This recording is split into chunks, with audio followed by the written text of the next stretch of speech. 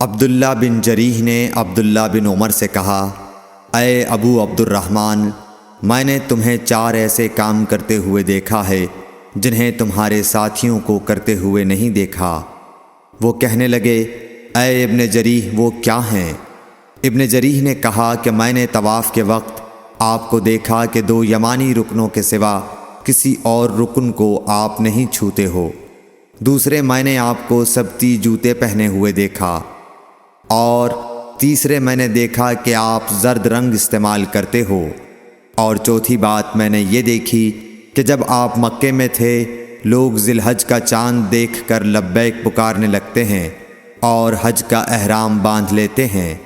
اور آپ 8ویں تاریخ تک احرام نہیں باندھتے۔ حضرت عبداللہ بن عمر رضی اللہ تعالی عنہ نے جواب دیا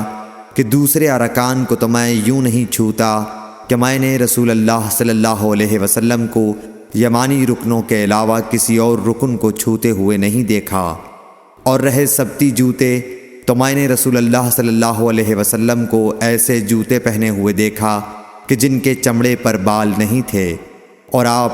انہی کو پہنے پہنے وضو فرمایا کرتے تھے، تو میں بھی انہی کو پہننا پسند کرتا ہوں۔ اور زرد رنگ کی یہ بات ہے کہ میں نے رسول اللہ صلی اللہ علیہ وسلم کو زرد رنگ رنگتے ہوئے دیکھا ہے، تو میں بھی اسی رنگ سے رنگنا پسند کرتا ہوں۔ اور احرام باندھنے کا معاملہ یہ ہے کہ میں نے رسول اللہ صلی اللہ علیہ وسلم کو اس وقت تک احرام باندھتے ہوئے نہیں دیکھا جب تک آپ کی اونٹنی آپ کو لے کر نہ چل پڑتی۔ صحیح بخاری حدیث نمبر 166۔